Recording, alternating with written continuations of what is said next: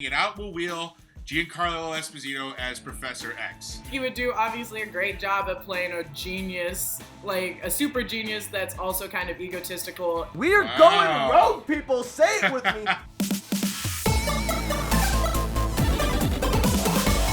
Welcome back to Rockstars. The X-Men are celebrating their 20th anniversary on the big screen. It's the film that launched Kevin Feige as a Marvel producer, and now that his precious mutants are back under that sweaty ball cap, fans are speculating that everyone from Giancarlo Esposito and Logan co-star Daphne Keane could be part of this MCU reboot.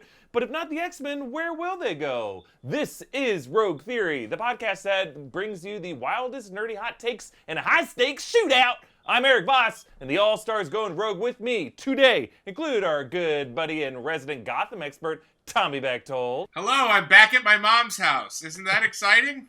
Look at me. Time truly is a flat circle. You just loop right back on yourself. Also with us, college humor comedian and writer Jessica Clemons. Welcome back to the show. Hi, this time I changed out my family photo for a good old-fashioned Andy Warhol-themed cat photo. Yeah, it's all of our true families, right? The cats know us better. Yeah, I had to switch them out. They weren't as cool, and someone added me at the comments about it. So like I don't want to bring my family into this. And of course, mastermind of all things nerdy, Joshua Jovenshire. Joven, welcome back to the show, my friend. That's right, Joven Macho Man Shire here, taking you down. I'm the cream of the crop of going rogue, my friend. Oh, yes. Wow. I feel a good energy coming off you guys. Oh, that's unfortunate, because that's all I had. It's downhill from there. I've got big mom energy right now. I don't know what that means, but I've got some big mom energy. I'm going to bring orange slices. I'm going to make sure everybody's blood sugar's up. And if anyone needs to take a break, I've got a cold compress and covered in a paper towel that you can put on your head, okay? Don't be late to pick me up from soccer. Yeah. I won't. I would never. Okay, thank you. Yeah. Well, let's dive into it. It's been a big week for the X-Men. There's a fascinating article about the original X-Men film that reassured us how Kevin Feige was actually the voice of comics reason on that set, staying faithful to characters' backstories, making sure Wolverine's hair jutted out from his head at just the right angle. I imagine him with a protractor going up to Hugh Jackman's head. But we also got some exciting news this week from Giancarlo Esposito, Gus Fring from Breaking Bad and Better Call Saul, Moff Gideon from The Mandalorian, Stan Edgar from The Boys. Season 2's coming up. He straight up confirmed in an interview that a Marvel role would likely be his next step for his career. He's saying, he knows something. He knows something. He said he's been turning down smaller roles in Marvel TV shows so that he could play a larger role in a major title. Forget you, Jessica Jones Season 3. I got a Fantastic Four title on my resume that I'm priming the space for. I want to hear from you guys. How do you think Kevin Feige could use Giancarlo Esposito to reboot the X-Men or some other upcoming MCU event? Tommy, why don't you go first? All right, I got this. I do think he definitely was getting approached to do a Netflix show because I have a little inside information that the leads of those shows were all put under contract that said that they could not play other characters. They would not play other Marvel characters because they might be called to play their characters in MCU movies if Marvel decided to do that. So here we go, Matt Murdock. Interesting. Right. So, we had all the information about a possible Punisher reboot this week, right? So there is a chance that John Barenthal, right, will play Punisher, Frank Castle again, in some sort of MCU property. Anyway, so I looked at the quote in that article, and Giancarlo Esposito said that he wanted to play a character that really did change the world through their actions. And I know a lot of people have been speculating a villain because of what Giancarlo Esposito does. He plays bad guys so well, but I think he might be playing maybe one of the greatest heroes in the MCU, Professor X, Charles Xavier.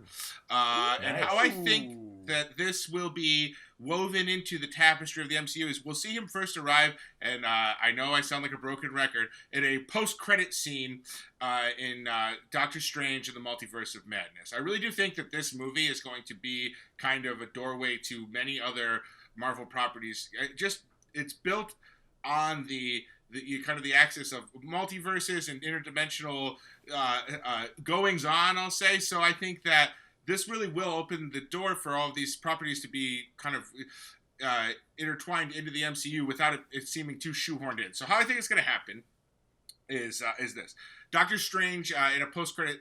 Somewhere in the actual movie, he's going to get an address, and the address is a mysterious location in Westchester.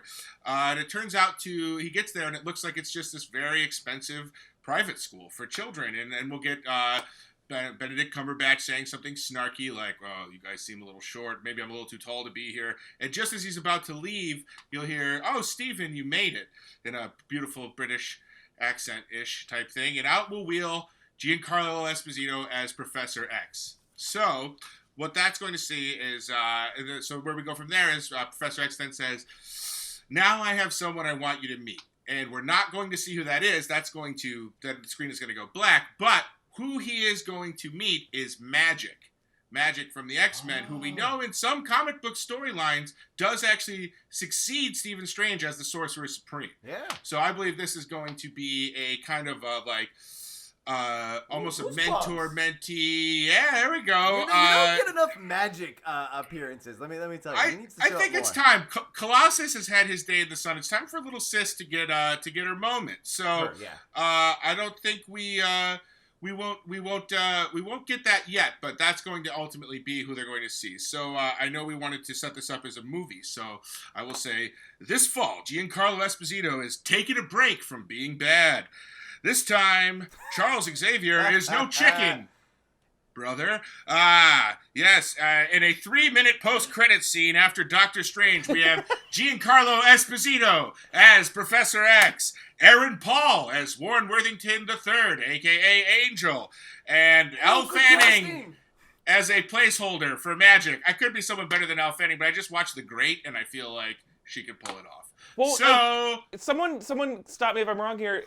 Aren't we gonna see Magic in the New Mutants? Isn't that one of the characters in the New Mutants? But is the New Mutants really going to be tied into all of And this? is it actually going to release? Come on. But I feel like Magic's gonna show up eventually. Yeah, it's in some way for sure. It's gonna happen. So insert whatever actress is playing Magic in the New Mutants in for whatever I just said in post, John, if you're editing this, just dub over my mouth and say whatever that actress is. You can even do it in a silly voice if you want. Tommy, that is fascinating. I love the idea of a 3-minute post-credit scene.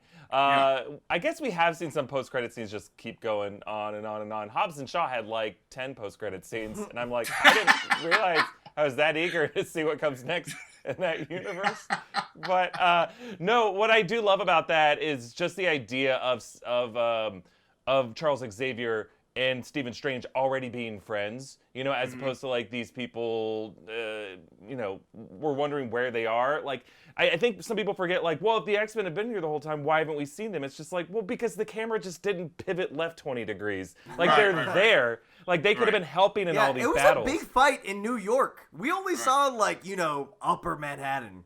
Yeah, and I think that was my favorite part one of my favorite parts in Avengers Endgame, how we just saw this, the Ancient One battling the Chitauri. It's like, yes, exactly. All the people, just because their movies hadn't come out yet, doesn't mean these people weren't involved in these fights. So for sure, Charles Xavier could have been helping out in all kinds of ways. It's just the camera hasn't shown that yet. So that's as simple as it needs to be. It's just Giancarlo Esposito rolls out in his wheelchair. Ah, yes, Steven, my old friend. Remember how in these past things, how I did this, and I did that, and I actually curb stomped one of the Chitauri, and that's why I'm in this wheelchair right now, because my knees can't actually handle that Chitauri skull tensile strength. It's simple. It's simple. It's simpler than even the way I'm making it right now. I'm making it too hard.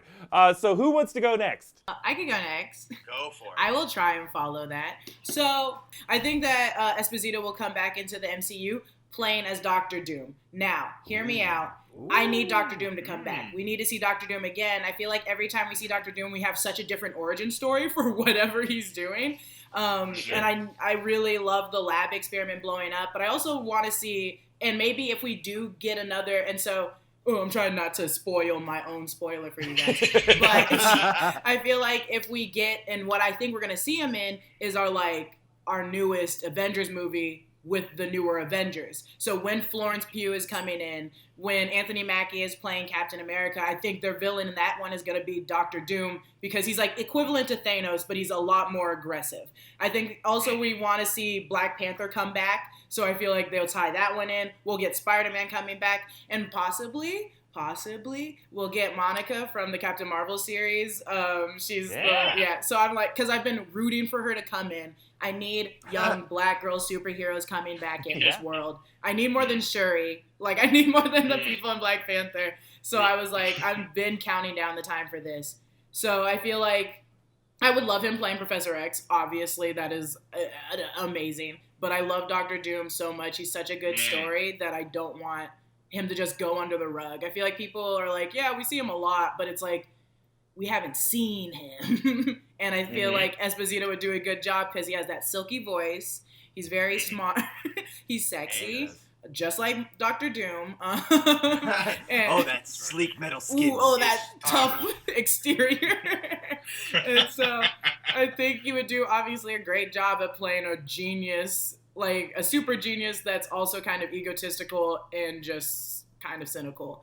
So I guess if we're setting up the trailer for that movie, January 10th, my birthday, 2026. 2026. Due to COVID, we had to release this later down the line. The narrator's explaining all of this due to technical difficulties. But we open in obviously an underground bunker lab. They love those scenes, baby. All the scientists working on computers, right? And then I assume that's where all scientists work now. In bunker, damn straight. So they're working on the computer, and they're like, we're getting a signal. There's something coming, something large, and it's like, who is it? Is it a person? Is it an animal? And they're like, we don't know. And then it goes to Anthony Mackie coming down, and he's like, what's it up? What is it, Chief? To Samuel Jackson, of course. And Samuel Jackson's like, something that we can't figure out. And it's coming very fast, and it's coming quick. I'm talking like Jaws quick. And it's Doctor Doom. And he's like, we need to get everybody on this. And he's like, I already did. The elevator opens, and he's like, is that Shuri? And then she goes, Niet. And it's Florence Pugh. We're slowly getting all the Avengers back together. And the end of that movie is the stinger of Deadpool and the beach in Hawaii. And he gets a phone call, and he goes, I missed another one? God. So that's where I think he will be. I want to see him in the Avengers movies. I wanted to see him again. I want to see Doctor Doom. Yeah. Oh, Jessica, I have to say, like, when you're going through your trailer, it did have a bit of the Rick and Morty two brothers, like, and there's also grandmas are coming, and they're gonna cross the tech and sombrero. It's just called Two Brothers. It's just Two Brothers.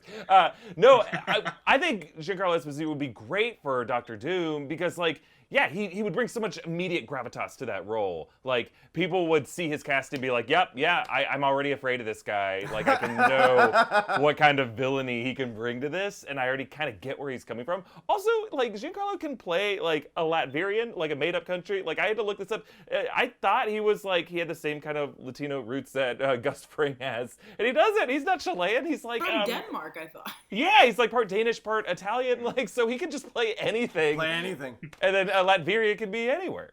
Sure. Yeah. So I love that idea. And I'm waiting to award points until later. I'm going to make this a big reveal at the end in case you're wondering who's getting the Rogies. So Joven, tell us what she got. Well. It's my turn. Well, you both bring up very interesting points. One giving him a protagonist role, and the other giving him an antagonist role.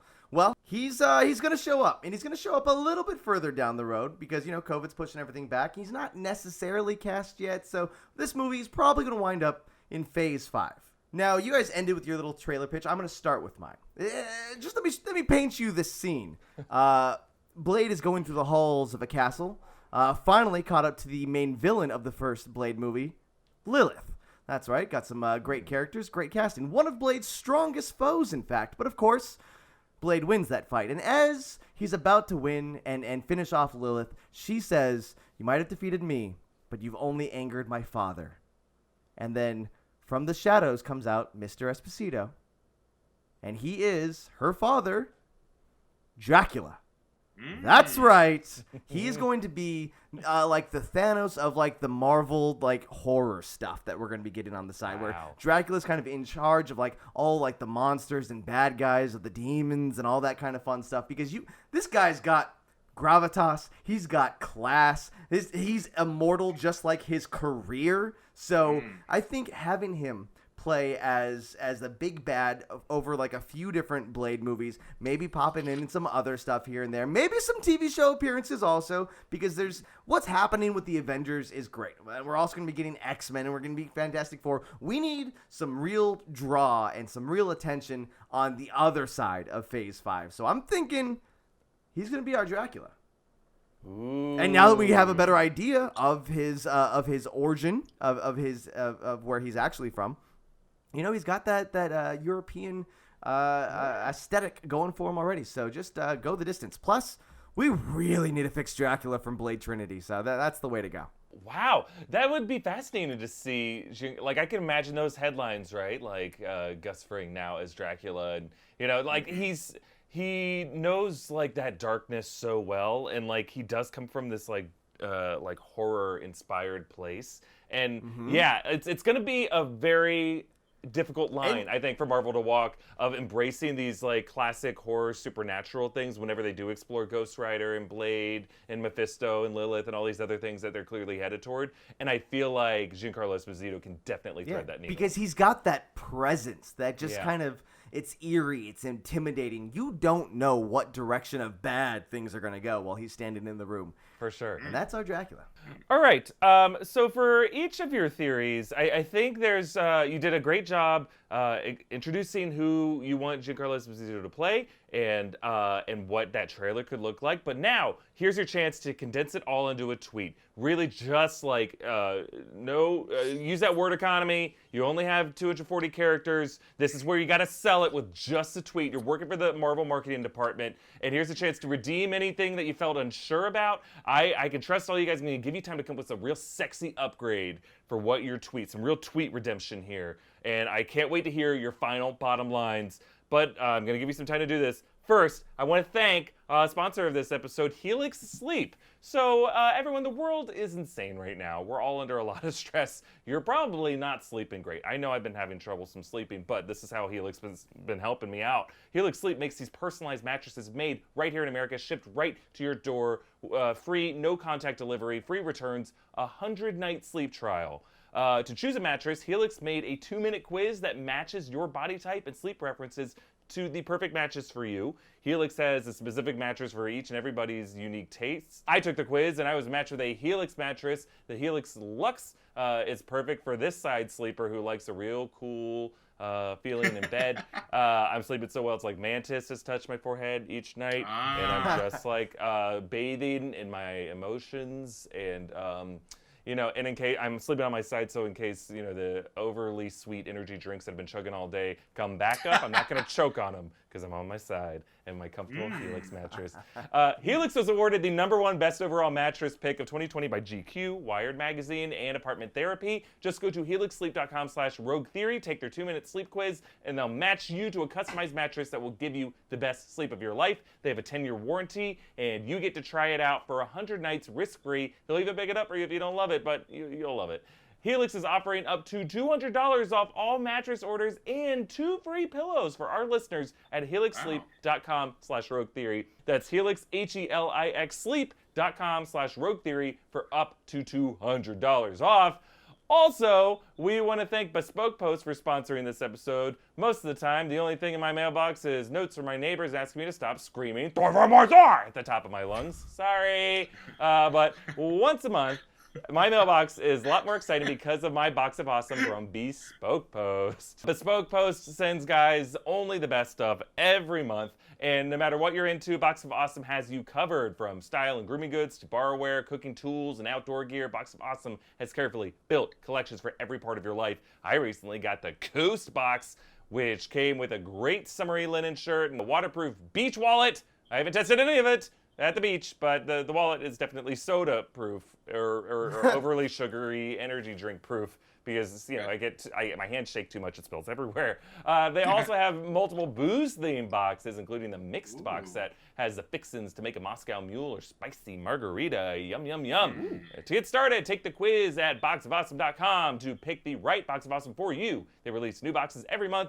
across a ton of different categories. It's free to sign up, and you can skip a month or cancel anytime. Each box costs only $45, but has over $70 worth of gear inside. Get 20% off your first monthly box when you sign up at boxofawesome.com and enter the code ROGUE at checkout. That's boxofawesome.com and code ROGUE for 20% off your first box. And we're back. Okay, we are gonna return to these theories, and I'm gonna award some points. I got a bronze and a silver and a gold. These are gonna be distributed based off the quality of your tweet redemption. Please don't get bronze. Please don't get bronze. Who's going first?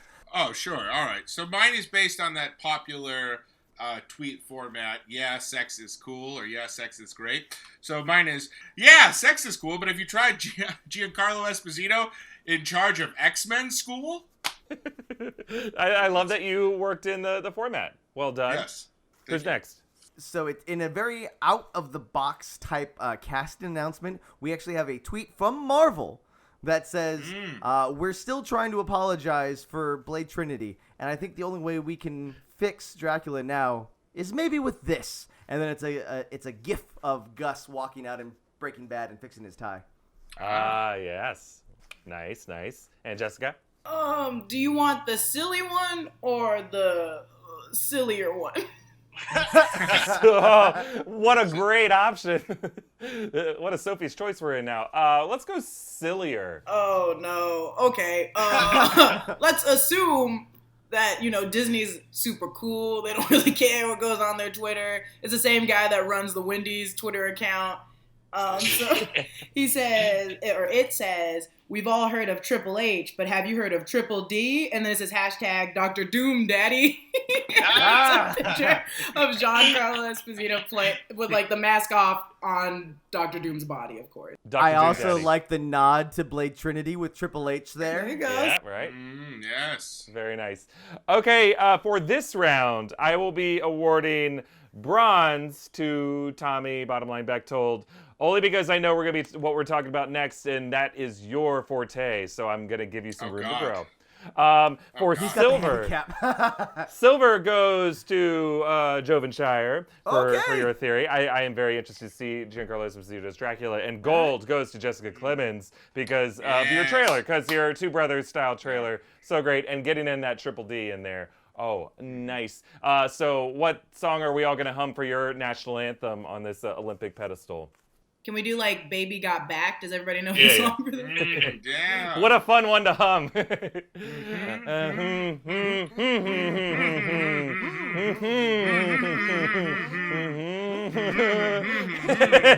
Two hours later. That's good. All right. We're now going to move on to our Discord Rogue Theory. So every week we play a game of Rogue Theory with our patrons on New Rockstars' official Discord server. This week we had some patrons pitch theories about how Yelena Belova's character will continue to impact the MCU after the Black Widow movie. And we had some really, really, really good theories this week, including some strong ones from Gold Komodo and Spanish 2002. But it was Pharaoh Jeff that won the contest with his theory that included some sick references to the Itsy Bitsy Spider comics, working in some of that dialogue, because that was some great dialogue, and it ended with what I firmly hope is the post-credits scene for one of these movies, Yelena Belova getting recruited by Nick Fury, director of Sword, to become a new Avenger. Well done. I thought you said theory. I just assumed that's what's actually happening, right?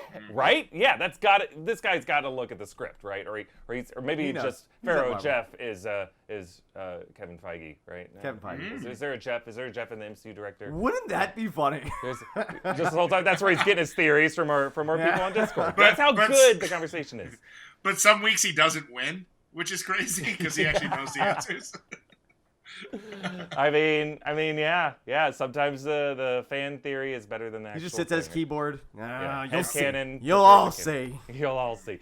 Well, you guys watching can play too. Have your theory read on an episode of Rogue Theory in the future by becoming a patron of New Rockstars at patreon.com YouTube.com/New Rockstars. All right, on to our next topic. Last week, HBO Max announced a new series about the Gotham Police Department set in the same universe as the upcoming Matt Reeves, Robert Pattinson Batman film. So Jeffrey Wright is playing Commissioner Gordon in that film. It's looking like he's going to be the star of this series, and I'm guessing it's going to feature less of Robert Pattinson in every episode as The Dark Knight, kind of similar to the Gotham series on Fox that was Tommy's favorite show for years. Yeah?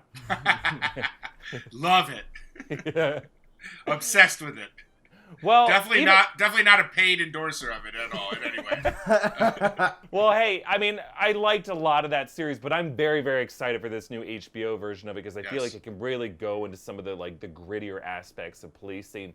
Yeah. And lately, folks, writers all across the TV and film industry are refocusing how they depict policing on screen. Brooklyn Nine-Nine's writing staff threw out the scripts for their first 4 episodes, and they're starting fresh. It's a very interesting time. And this is like a ripe opportunity for HBO to depict new themes in policing that maybe evolve this show from the standard, Law & Order, bad guy of the week procedurals where they just kind of move on to a new case and they never show the lasting impact of how the justice system affects these people's lives. They just kind of go and they're thrown away in prison and we never see what happens to those families, the victims or the perpetrators. So I think there's an exciting time to really show the reality of policing. And I feel like that's got to be what this Gotham Central is going to focus on, in addition to expanding the world of the Matt Reeves Batman universe, expanding the world of what it really means to be a cop in the modern world. So I want to hear pitches from you guys how this Gotham Central show could expand this new Batman universe and tackle policing on TV in a way that we haven't seen before. I could go first only because I think I've watched the least amount of Gotham. I watched a season and then I got 2 episodes into the next one and I was like, okay, it's exploding my head. It's a ridiculous show. It's absolutely insane. And it's so much just shoved in at once that I'm trying to keep track and I'm like, oh my gosh. Yeah. So I'm not talking crap though for Gotham and Fox. No one please get mad at me. Yeah. But yeah, so it seemed like, and feel free to correct me, I feel like with Gotham Fox, or Fox's Gotham, that it stopped becoming about the police officers more than it became about the details of the villains. And then the villains had just such, kind of archaic, big, theatrical, such weird things going on that it was just, a little too much. So I'm hoping that what I personally want to see from the TV show that's going to go to HBO is they kind of splice it together with how they're handling Watchmen and how I want it to be as real as possible, but I also want them to expand the world of Gotham. I honestly kind of want them to bring in Static. I would love to see Cyborg show up. I would love for because Cyborg also has such a dynamic background story. It could definitely be applied to Gotham itself. And then I think Commissioner Gordon will still be the case. I think it'll be more of the fact of he's kind of in the world where there's a lot of corruption. So he's just going to be the one good light around everything that's happening bad. We might see a side of the Wayne family that we don't want to see that makes them look negative. I think it's going to be exploring so much more of that world, but I do want them to handle it how they do Watchmen. Whereas, it's still, that show came out a while ago, and it's still very prominent, especially today, where the racism and, police brutality is a big deal. And it's so hard to, hopefully I want them to approach it with, open arms and obviously with a diverse writer's room. Because that's the thing that Brooklyn Nine-Nine also has, is that they have a very diverse writing room, a very diverse head of cast.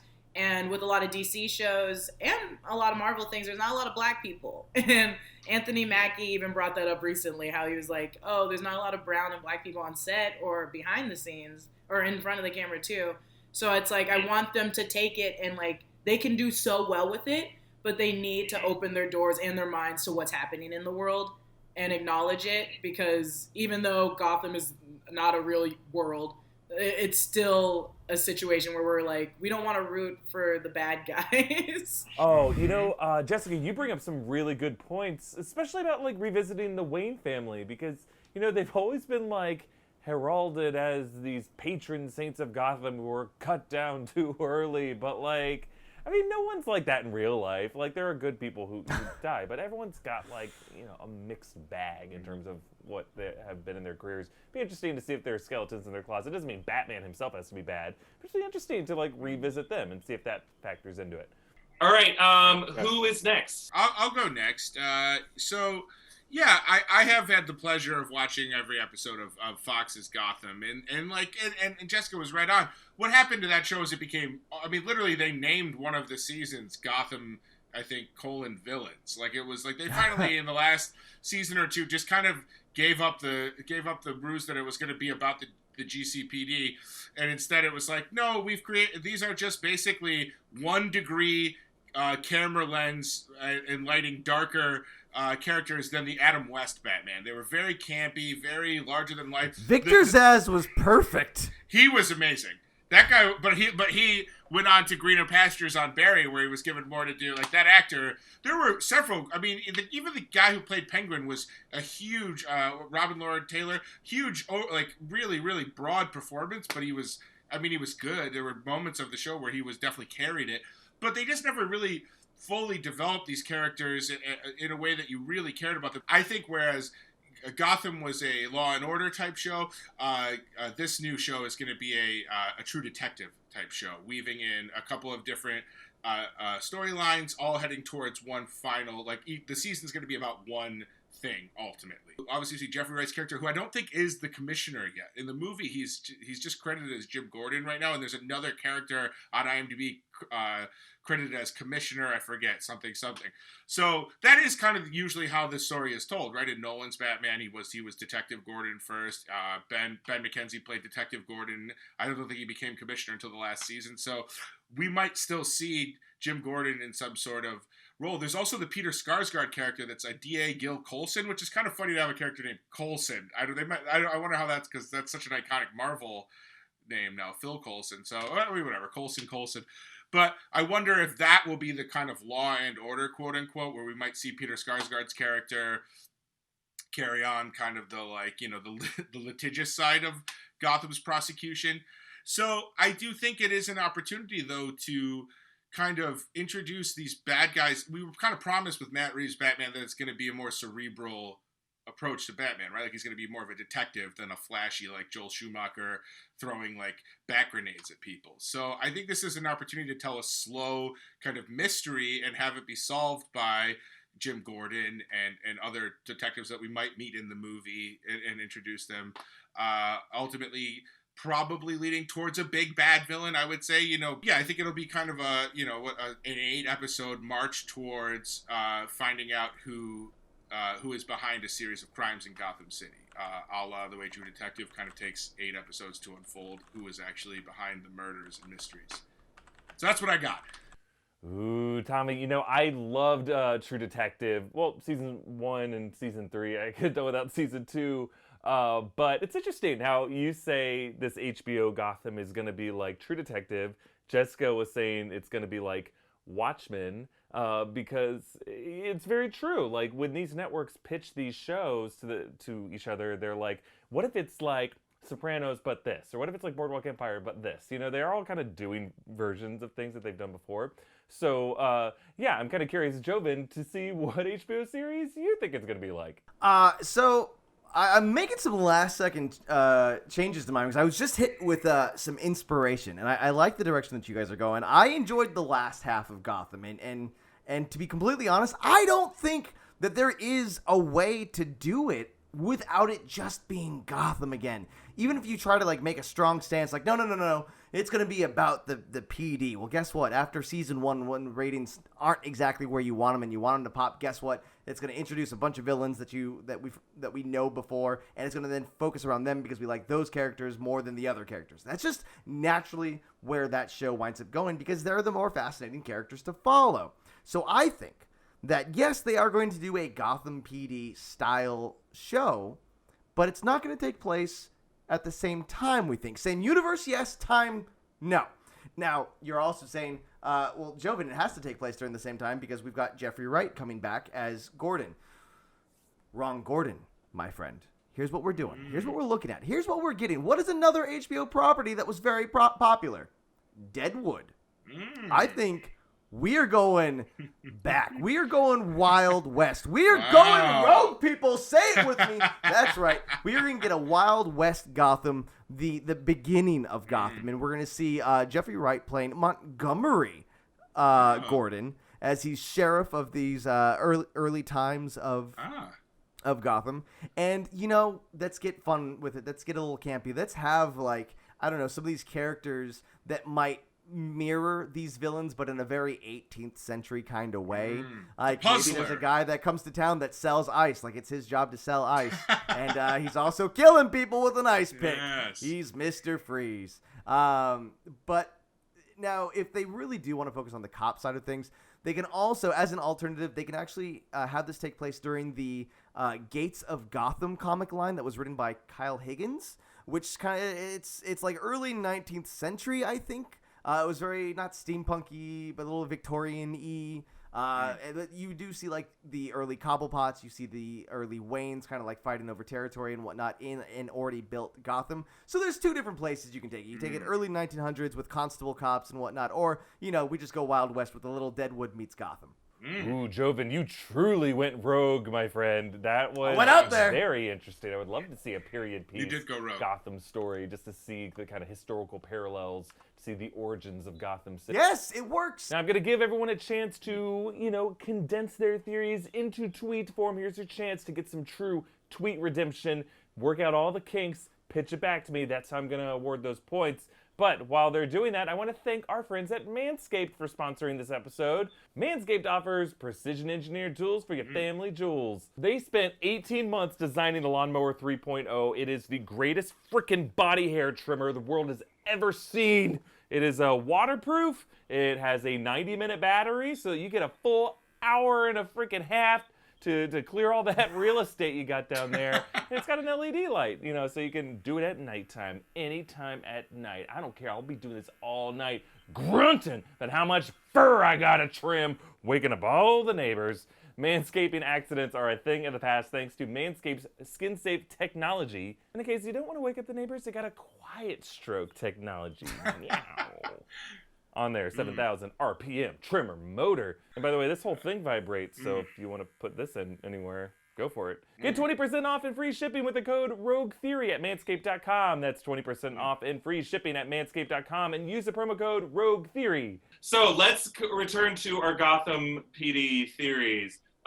Give them back to me in a tweet. Here's your chance to really sell me with that bottom line. He goes, ooh-wee, with 3 exclamation points. It says, hashtag Instagood.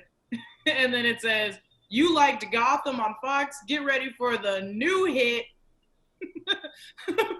Gotham on HBO Max. Oh, God. This is why I need to write down my tweets before I send them out. My notes first. I don't just blurt them out.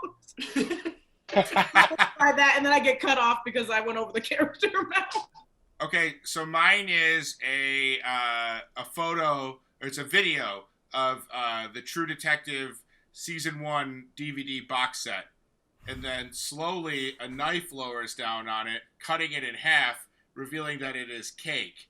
And then you pull the DVD in half, and inside it's a Batman themed cake. And that's it. And then you see that holding the knife is Jeffrey Wright. Awesome. I've got just a one tweet by HBO Max, and it's hashtag Gothwood.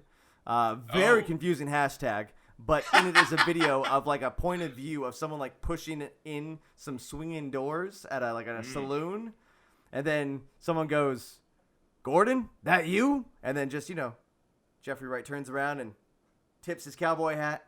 And then cut to black. Gothwood.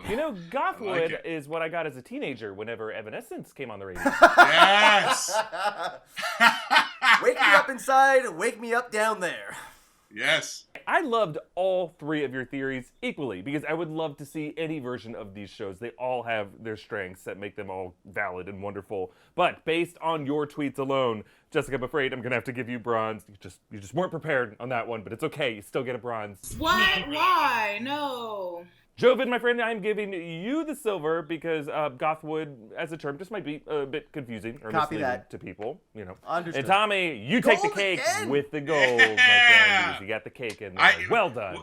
How come the fat guy gets gold for a cake joke? I don't like that. I'm just I'm just kidding. Okay, we are now going to move on to Rogue Questions. Are you guys ready? Doesn't matter, because here it comes. Okay.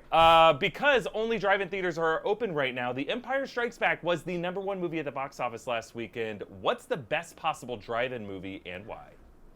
A lot of drive-in theaters are kind of reliving these glory days of like old 80s movies. And that's not bad, but I think we can create a new generation of drive-in movies with today's classics. And I'm going with Scott Pilgrim versus the World. Ooh. Didn't do as well as it should have the first time around in theaters. It deserves a second chance. Go watch it in a drive-in. Edgar Wright given some gold with that movie.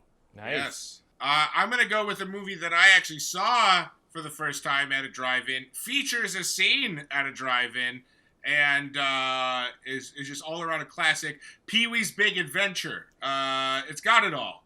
It's got scares with large Marge. It's got action. Yeah. Francis is kind of a monster, so there's a little bit of a Godzilla thing in there. Pee-wee's Big Adventure. Perfect. Nice. I'm a big horror person, always been a big horror fan, and also, like a lot of people, a big 80s horror fan. And I go to the drive-ins weekly because I have nothing to do. And I'm going on Thursday, just so you guys know. I'm seeing Enter the Dragon and Big Trouble in Little China. Wow. Big Trouble in Little China. Great. I'm so excited. But I think for a drive-in, I would love to live that nostalgia days that my mom did as a teen and go see Nightmare on Elm Street. Oh, yeah. Of course. Yeah. Put me in a horror Yeah. situation. Yeah. All right, next question. James Gunn said in a tweet this week that he could see Scooby-Doo's Mystery Gang and the Suicide Squad being in the same movie. What is the best mystery for those two groups to solve together? I don't have a mystery for them to solve. I just want to make sure they all play by the same rules, and that is death collars if they get out of line. Because as a kid, it used to really stress me out when Shaggy would not follow the rules and would stray off into different rooms, because I was a rule-abiding kid. So now if Shaggy goes off into like a haunted painting room, his head just explodes. So that for me will be that's all I need. As long as they play by the same rules, I'm good. At first, I wanted them to solve like the Zodiac Killer. I thought that would have been like a really funny one.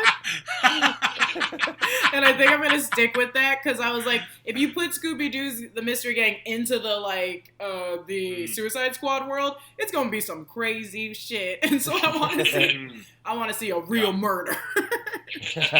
I think what we're gonna have here is Shaggy actually gets arrested for possession of marijuana, gets pulled in by Waller and says, "You're gonna be working on a new mystery with this group of people over here. We need to find out who is Batman." And then Shaggy's like, "Why would I work for you?" And then Waller's like, "Well, we can get you to work." And it's not a collar. It's actually, he looks down the hallway and someone's walking up Scooby-Doo. And he's like, "Raggy, right, Rod." What is that? Right, welcome. Rod. You're welcome. All right, awesome. And then lastly, Ludacris let it slip in an interview that Fast and Furious 9 will be going to outer space. Holy shit. In your best terrible Vin Diesel voice, what will Dom Toretto say in space? I imagine. So everyone's waiting for them to take off, right? Everyone's at the ground. They're watching them take off, all of them. All of them in a rocket ship looking like a car. They fly immediately goes off. Everyone's like, there they go. And then it goes to Vin Diesel and he goes, "Starlight, star bright, the first star they see tonight." It shoots into space. Yes. It's him. He's in his spaceship. He's got 3 other people with him in their own spaceships, and he's just like, "Dom 5, checking in." Yeah. Oh, I love it. I think it's going to be a Dom Toretto staring wistfully out the window of a Camaro that's been modified to fly in space. And he's going to say, "Mars ain't the type of place to raise a kid. In fact, it's cold as hell. And there's no one to raise them if you did. All the science, I don't understand. It's just a job. 5 days a week. A rocket man. Rocket man." I love it. Tommy, you're going to get the win for that one, buddy. All right. And that makes you the winner of this episode. Oh my Good God. job, Tommy. It's good. I feel very blessed to have won that. I feel like my theories were fine, but I feel like there were excellent theories there. So I share this with my fellow nominees. Ooh, so I also win. Good. Yes. Everyone's a winner. Yes. I would have definitely won had I just said, I am Groot. That's all he needs to say in that movie. That's You all he had needs to your say. chance. I have failed this podcast. All right. But Tommy, you get your wish. What would you like to see in the world? My wish is just going to be a little extra work for our editor, John. We all need to freeze frame, and then John needs to write what happened to us all 5 years later, like the end of a sports movie. So everybody hold in place in whatever pose they want, and then John, go ahead and say what happened to each one of us.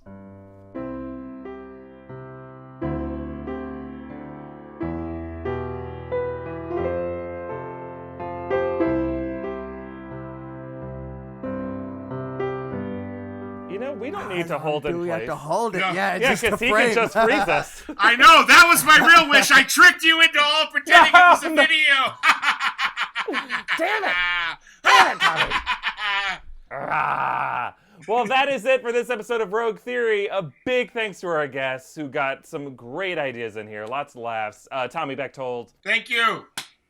Go Bills. Go Bills. Jessica Clemons. And her cat. And Joshua Jovenshire, Joven. I'm going home and I'm going rogue. Don't forget to subscribe to the Rogue Theory podcast feed. Stay tuned for the YouTube channel for this and other shows. Follow us on Twitter @NewRockstars. See you guys next week. Bye-bye. Bye.